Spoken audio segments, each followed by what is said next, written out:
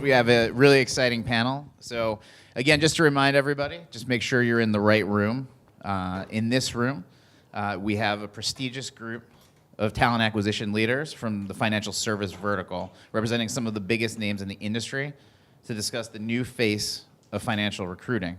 Thank you, first of all, to RecruitiFi for hosting this great couple of days and bringing together such an impressive group of recruiting professionals. We have, just to sort of level set a little bit for our panel session here, we have a panel of experts, of course, at the front, but we also have a panel of experts in the room.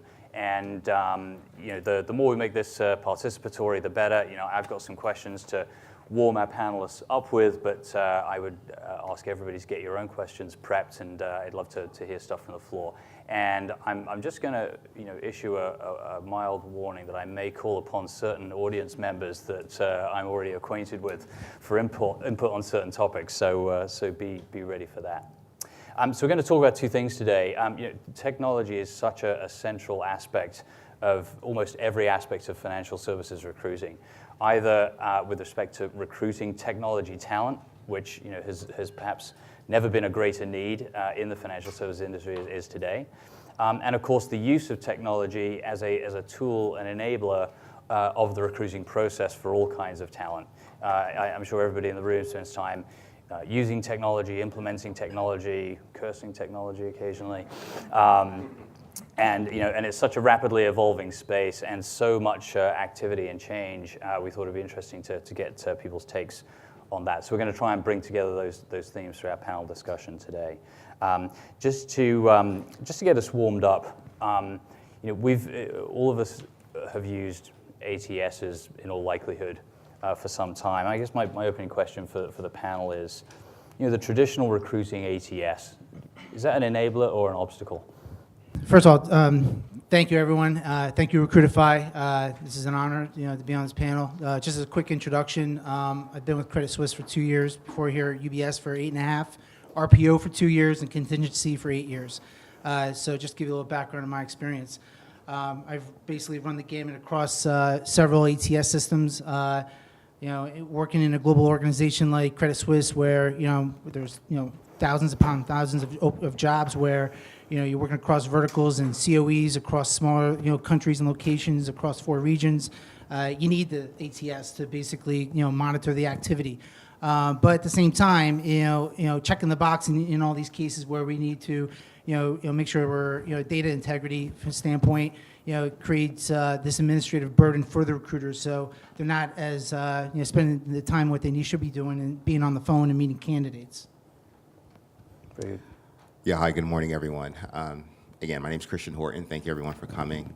And just a brief introduction on my background. I started in this industry not ever thinking I was going to last as a recruiter. It was just kind of like a whim.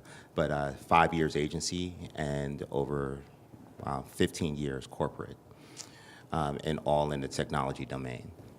So, my take on ATS systems, there are good ones and there are bad ones. It all really depends on what you have, but the ATS, depending upon your company orientation, it could be an enabler or it can be, something that is not as desired in the approach to really find qualified candidates and attract them to your company.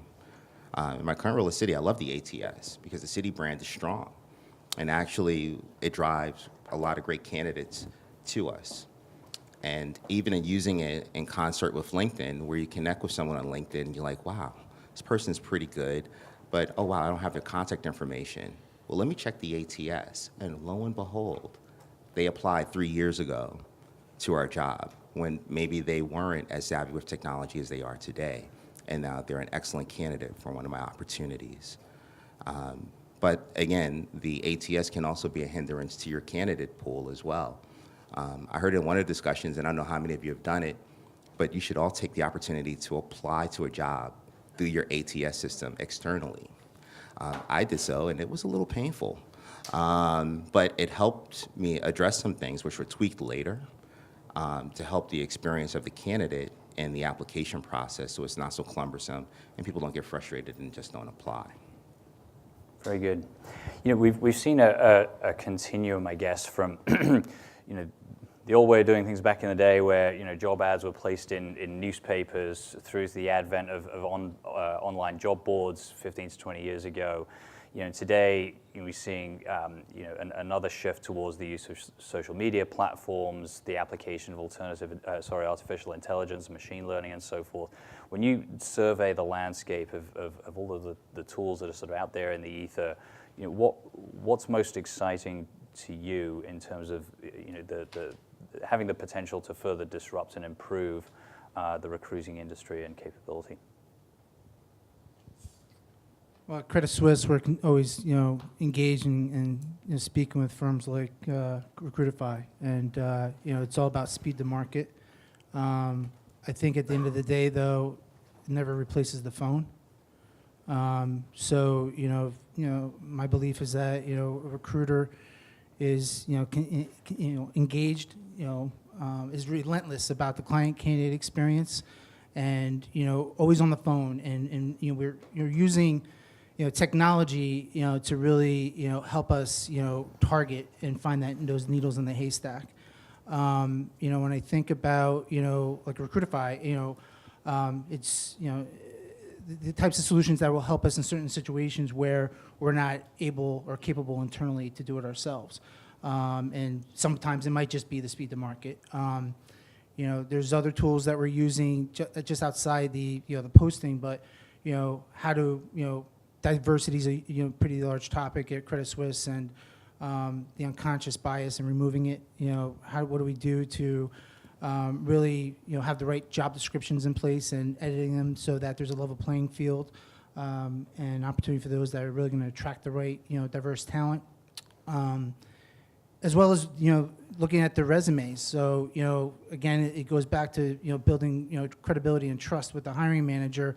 And once you've established that, then, you know, really working with them to really look at, you know, blind resumes. So, you know, trying to, again, remove that unconscious bias. But all this that we talk about is not going to work unless you already have the credibility with the manager. So, you know, I think, you know, one of the things that, you know, as I'm part of the management team at Credit Suisse, you know, my MO has always been, you know, just continuing to drive the client candidate experience. I'm not as focused on the tools, but I'm aware of them, but it's more about getting in front of the client and really building upon that experience. Christian, what's your take? I think it's an exciting time. There's a lot of new cool technology and tools out there which can help you find that niche candidate. I think that's what's exciting about it, and it's always evolving. But a lot to Jason's point, there are some basic tenets of recruiting that must be followed and implemented, because if you don't have that solid framework, these tools will be more of a distraction than an advantage to your recruiting model. Some of the things that I think that we see now, you know, I had never envisioned when we first started recruiting and I was on Career Mosaic or looking for the best search engine, which had the most indexed people to do Boolean searches on. We've gone far beyond that. So it's really about how much time are you going to devote and what's going to be your bang for the buck. I really try to find sources now that are free. I'm sure in all your companies, the recruiting budget is not really one that everyone is looking to expand on. So if you can find free sources, and there are tons of them that you can utilize to help leverage what you're doing in this space to reach millennials, I think it's great. But I think, you know, you can't put the glitz and glam of the tool in front of, you know, what's your core ATS system going to be, and do you have enough money for enhancements for it to really make it a good solution for your firm? Very good. Well, I said earlier that we have a large panel in the room. Let me throw it to the panel. What's the most interesting tool or type of tool that anybody in the room feels that they've seen perhaps emerging as the capability to disrupt how recruiting works?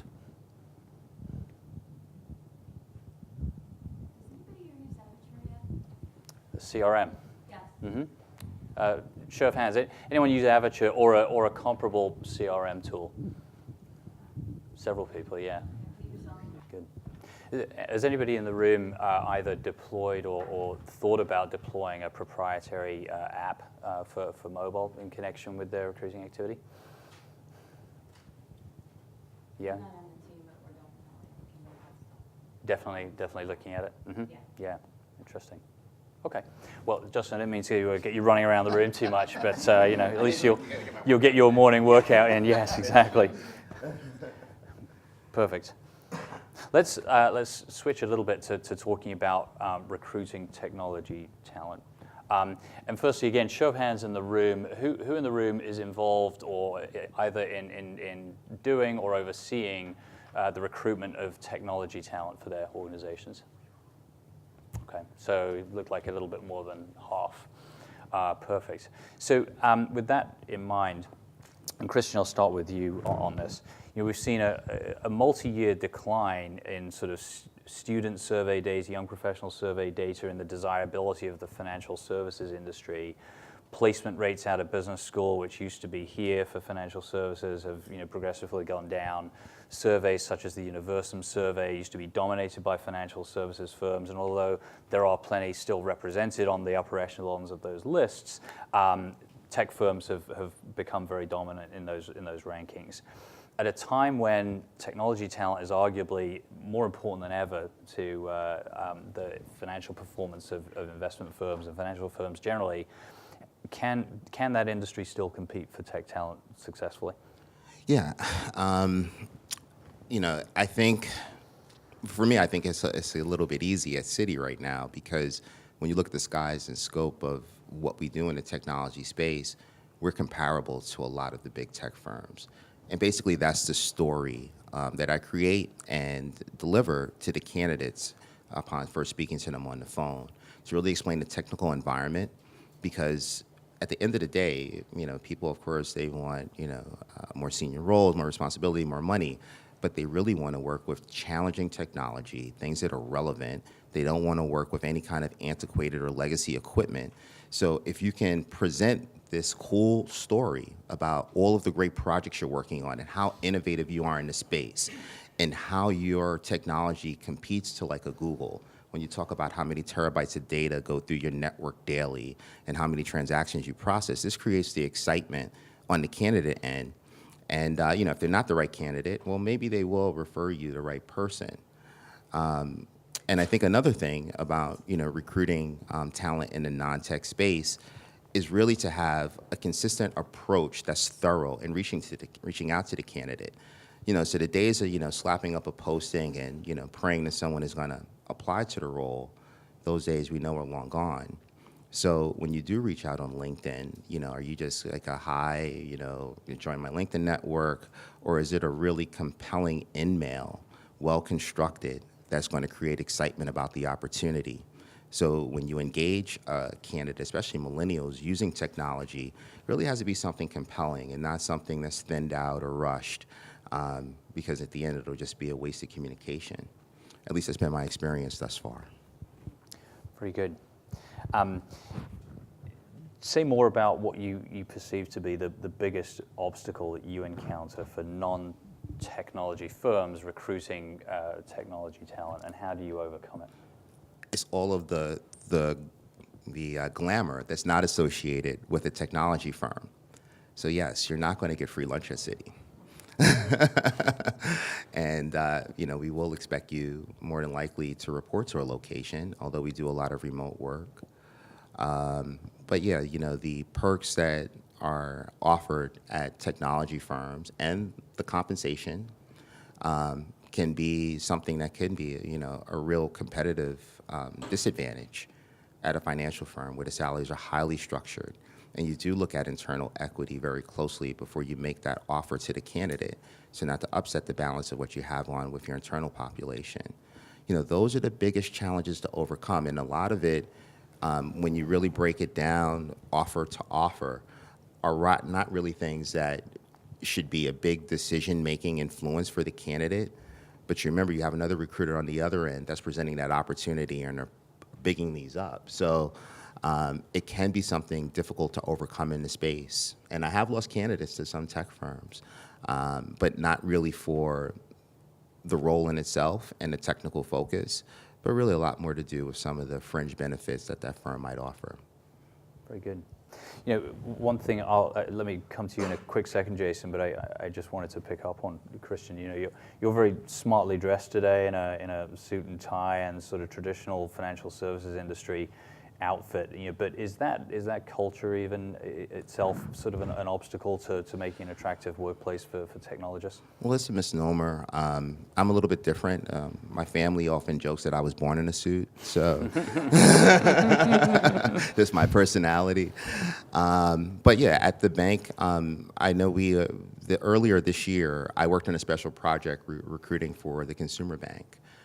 We were staffing up an area called FinTech, which is a new division for Citi, and it's doing some really cool stuff, but very tough technology. So, we're looking for people with AngularJS, know how to do hardened APIs.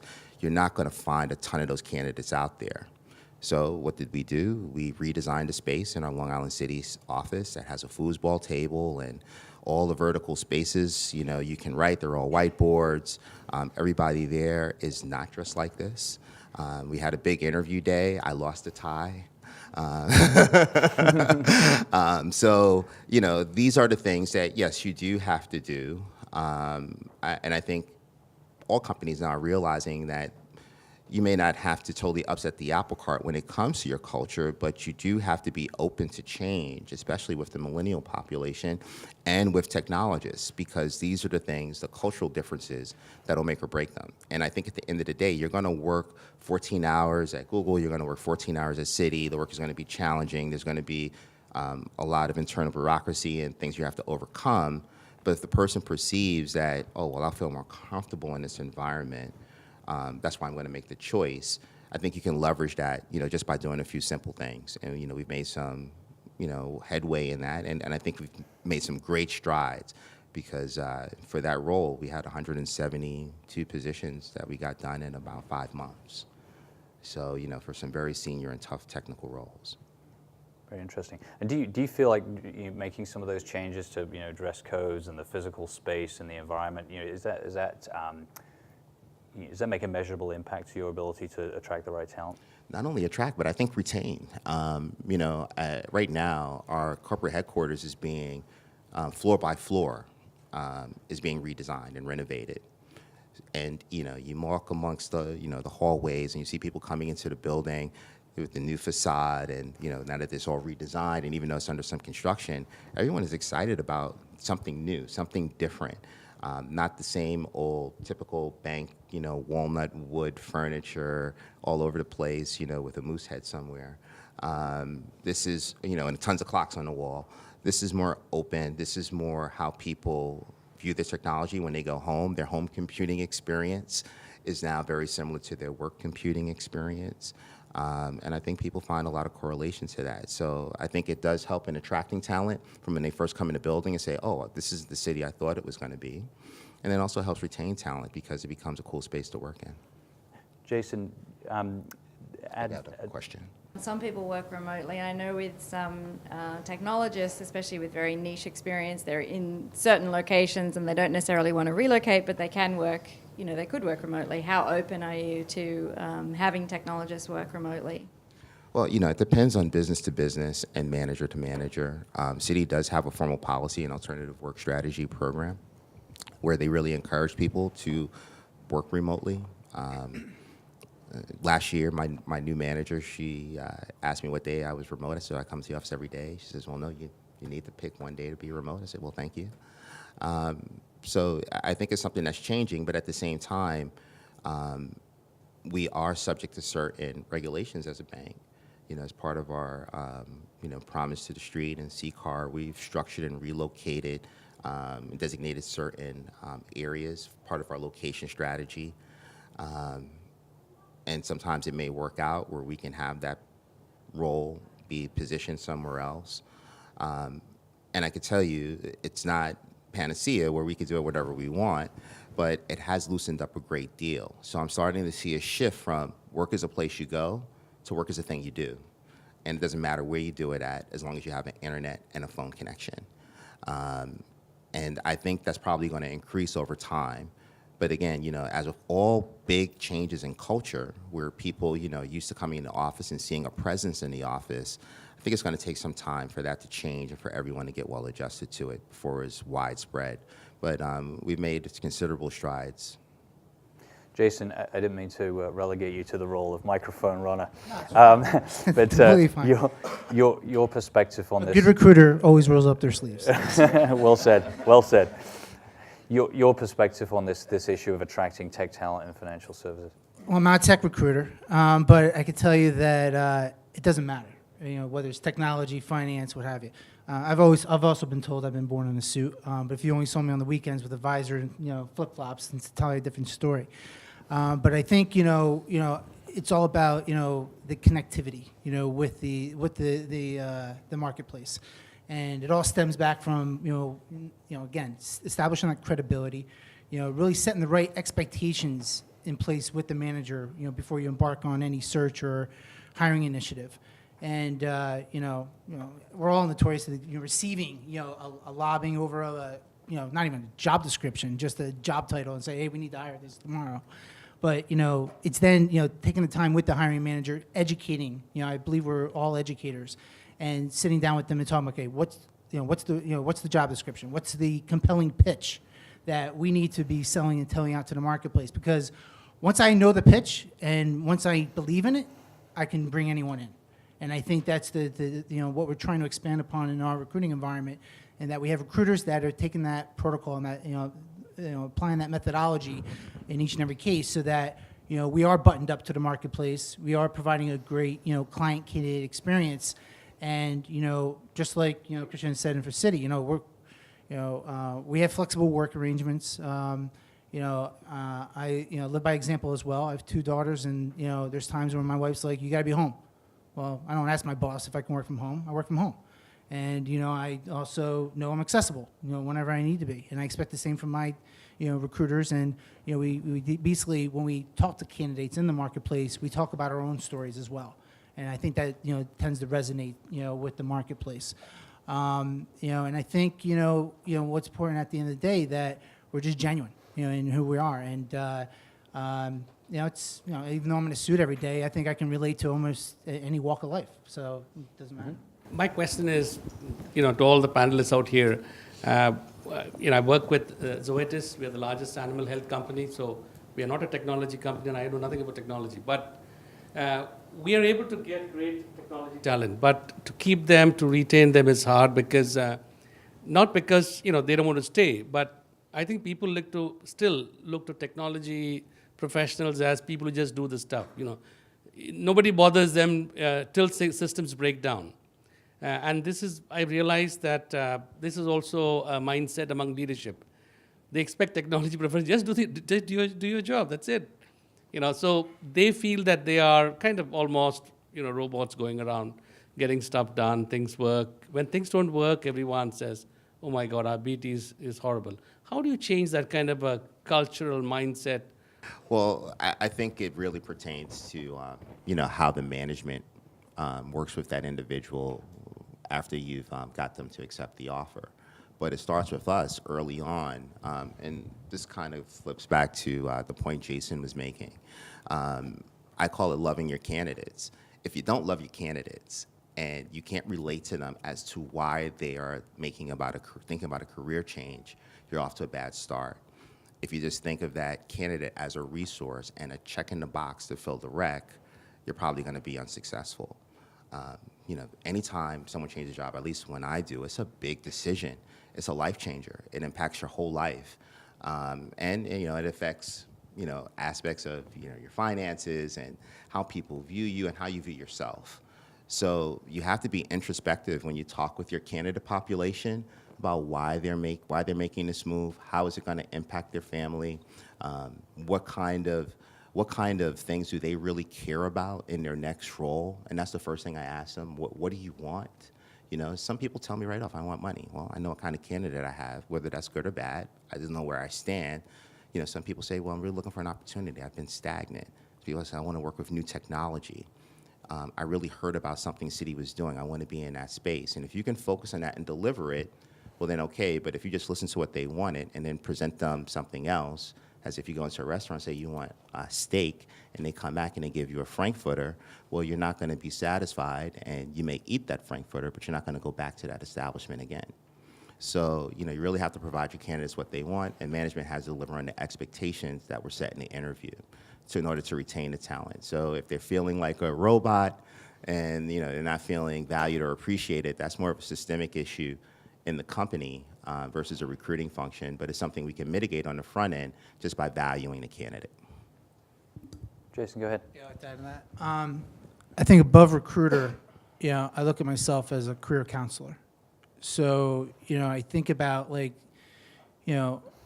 I want to get to know someone, I want to really get to the bottom of why they're looking to potentially make a move.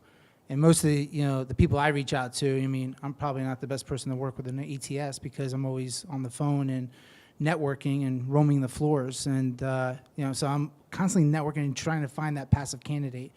But, I think, what's important here is that, we are, really understanding, what is going to be really important for that individual to make a move. And it's okay if they don't want to make that one individual move, but if you're genuinely trying to help someone, this goes back to the service, component and orientation, is that they'll remember that and they're going to refer you people. And that's, to me, more important than anything else. And, from the acclimation side, though, from the technology, and, I think this goes for across, other verticals as well, is, and we're working on this at, I remember working on it at UBS and now again at Credit Suisse, and it seems like no one ever gets it right, but, it's the acclimation process, right? So, I always tell managers I don't like this, but I say, you know what, and especially with internal mobility, I think everyone has internal mobility programs for the most part. At least at Credit Suisse, you have to be, within your, in the same role, for 12 months before you can continue, potentially raise your hand for another move. And what I tell managers is that when you're hiring somebody, you're not buying them, you're leasing them. And you need to, keep them motivated and challenged.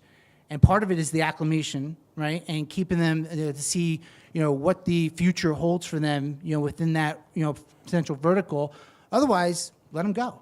Because, and you know what? And we try to instill this within Credit Suisse because we want people actually moving around the organization, not leaving Credit Suisse.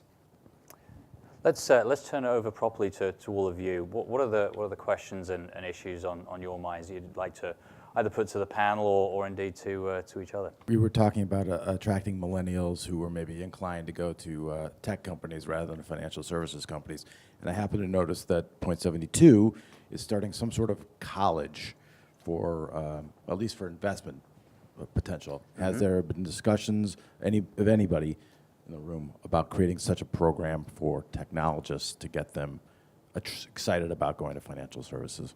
Mm-hmm. Well, so since you picked up on it, Stephen, so I'll mention briefly that we set up the Point 72 Academy about a year ago, and that was specifically to be an incubator program, if you will, for investment professional talent. So with that said, although the objective is to graduate people out of it to become research analysts and be on a path to being investment professionals, we certainly try and take a spectrum of people into it at the front end, which include people with technology and computer science backgrounds, even though we're not training them to be technologists specifically. So that's what I'd say on that. It's certainly possible we look to replicate something comparable in other parts of our firm over time. But let me ask the other panelists with respect to training programs, either for entry level or experienced talent in the technology arena. How do your organizations think about this? Well, we haven't started anything internally, but I've leveraged what was already out there. There's a couple of meetup groups. There's a Women at Code event, meetup. They have their own technology boot camp of graduates, so I've created a partnership with them. So, I can see what great candidates come out of that program might be able to attract the city. And there are a couple other smaller ones. Later this week, I'm going to go to Rutgers on their campus. They have a technology boot camp that they're running, so I'm going to meet with those candidates. But doing something internally can be a massive undertaking. I don't know what it took to get it done. What compliance issues you had, what to sign off on it. Act of Congress had to be passed to make it happen. But if you kind of look to see what else is already out there, you might be able to piggyback off of something and make it successful. If you only get a couple of hires from the year, then it's worth the time. Mm-hmm. So how do you work or partner with your client group to help them see around corners so that you're not stuck like we are today where I can't find enough quant technologists? even though I'm not a technology recruiter, I cover all of global markets as well as private banking at Credit Suisse, and there's a specific group that, we're constantly looking for quants, and I learned early on that it was full circle, not only front office, but on the IT side. So I went to the senior manager, and because first off, they wanted to engage 20 search firms, and I'm like, okay, guys, let's get ourselves together here. Let's figure out what's going on. And what I found out early on is that they just weren't facilitating the process correctly, and what we instilled is basically a pipelining program, which we're just continually throwing profiles in front of them and converting the conversations from recruiting to hire to making introductions and getting to know each other. And it's working. And so funny enough, the front office side, it's not as hard to convert them. I find the technology side, the IT folks, they're just so regimented as far as just, hiring or recruiting to hire, trying to get them to be more, I would say, in the selling mode themselves is quite difficult. So, we're converting that. Actually, I have a meeting on Monday with one of the heads of technology to just go over that with the head of front office. So, I think, we're just, continuing to figure out ways of how we can continually be ahead of the curve and just know what's up and coming. One of the other things that I think all of us deal with are, hiring plans or the lack thereof, and just continuing to, press upon the businesses that we need to, as early on as we have this information, we can help them be proactive in throwing profiles in front of them and making the introductions.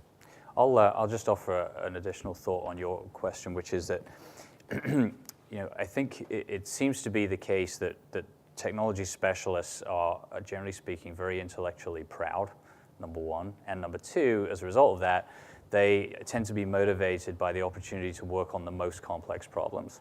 And I think in the financial services arena, and this is where hopefully we get back to the question of how you help your clients to help themselves, I don't think financial services firms generally have done a good enough job of telling the story of exactly how interesting and complex the problems are that exist within this industry and within these organizations.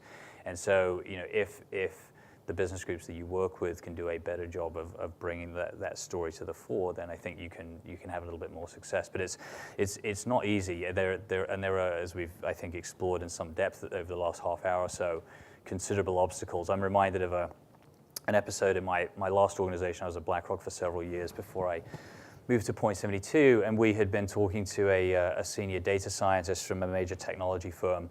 I'm not going to mention which one, but you can Google it if you want to. And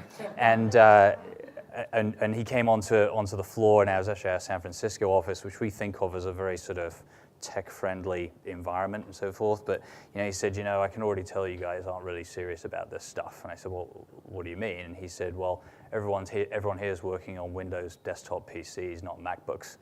And so, wow, we got some work to do. So it's hard. It is hard. Terrific. Thank you, Jonathan, Christian, and Jason. Thank you very much.